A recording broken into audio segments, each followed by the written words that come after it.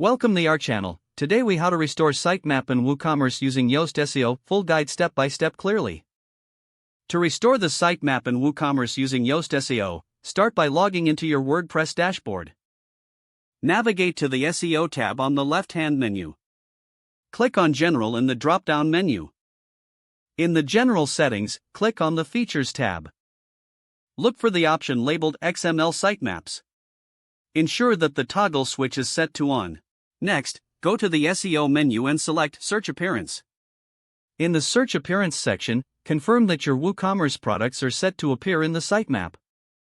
For this, navigate to the Content Types tab. Make sure the checkbox for products is checked and visible. Now, click on Taxonomies to ensure product categories and tags are also checked.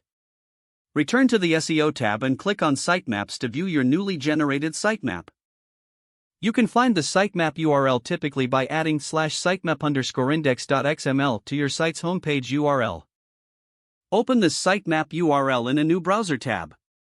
Check the contents of the sitemap to confirm that your products and relevant taxonomies are visible.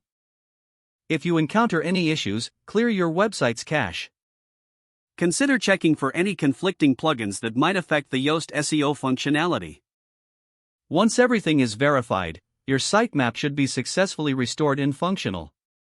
End by submitting the sitemap URL to search engines through their webmaster tools for better indexing.